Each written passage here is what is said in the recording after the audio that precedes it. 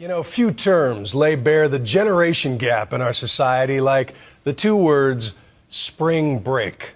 For millions, those words inspire giddy visions of tan cream and beer bongs and coming-of-age liberty all set to a techno beat. And for their parents, well, those wistful memories can quickly turn to horror just by imagining their precious baby doing shots at a foam party in Mexico. So with Spring Break 2013 upon us, ABC's Juju Chang goes in search of a reality check.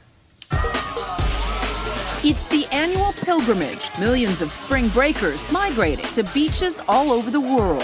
Videos all over YouTube show the party is fueled by booze, bikinis, and sex. The new movie Spring Breakers glorifies the escape. I'll always remember this trip. In theaters nationwide next week, the film takes us on a wild ride of debauchery. Just get that cash. A group of bored college students, played by former Disney child stars Selena Gomez and Vanessa Hudgens, suddenly seem very grown up, willing to do whatever it takes to be part of the biggest party week ever. Spring break forever, bitches. And nothing is rated PG. But critics argue, although the film is purposefully raunchy and going for shock value, the show and tell isn't too far from reality. Spring break is often the springboard into habitual partying for teens, and it can turn deadly. Just last week, 20-year-old Kyle Lamb was found unconscious in Panama City Beach after a reported day of drinking. His friends weren't able to revive him. Get out of the fast lane! And then there's Holly. Going about 90 down I-5. She lived in a world where binge drinking was normal. On this night, she's barreling down the highway after a few too many drinks. I'm gonna vomit. I'm not proud of the drinking and the driving. I think it's so stupid. I think it's so stupid. And yet, that's what alcohol does to you. Yeah, it's poison. Holly's exploits are featured in the documentary Faded, which offers a sobering message for unsuspecting parents. According to the Centers for Disease Control, 90% of underage drinkers are binge drinkers, with young adults chugging down more than 9 drinks at a time. I think a lot of parents don't want to believe anything negative about their kids. Rebecca Thomas had no clue the extent to which her daughter Erin was secretly binge drinking.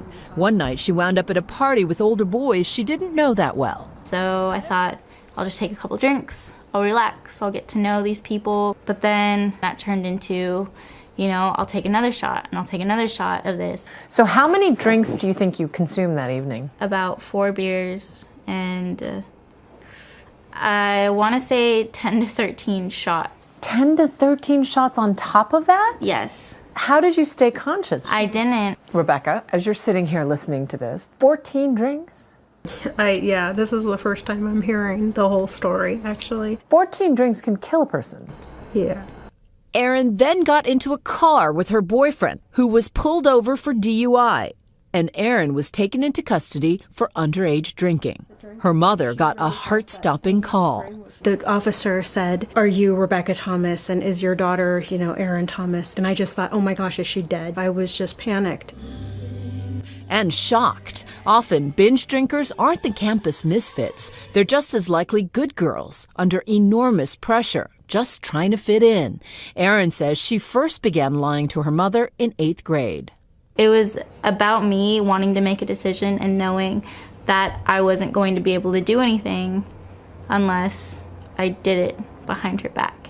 You wanted control. Yes. Often, underage bingers secretly pre-game, pounding stomach-turning quantities of alcohol before the school dance or the big game, where alcohol is strictly banned. Shotgunning 5 beers over a couple hours could be pretty common. Little kids, they don't even like the taste of alcohol. No, They're just hate it. They're just chugging it. Disgusting.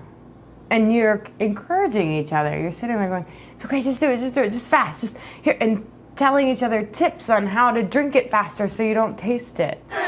For girls, alcohol has the added danger of giving them courage to act out sexually and then providing an excuse for the risky behavior the morning after. 80% of teenage pregnancies happen when the girl is drunk. Does that surprise you, that stat? No, that doesn't surprise me. Why? When the girls are drunk and the guy starts to push it to that limit, the alcohol gave you the liquid courage to start, but not to stop. Looking back, Holly says perhaps the best prevention is helping a young girl beat back her escalating insecurities. What do you say to the 14-year-old you? I tell her that she's beautiful and she's capable of doing whatever she wants to do, and I don't think I knew that. You don't need that alcohol. Yeah. Without... I could be cool without it. Something these spring breakers may need to hear during these few weeks in March when alcohol reigns supreme. For Nightline, I'm Juju Chang in Portland, Oregon.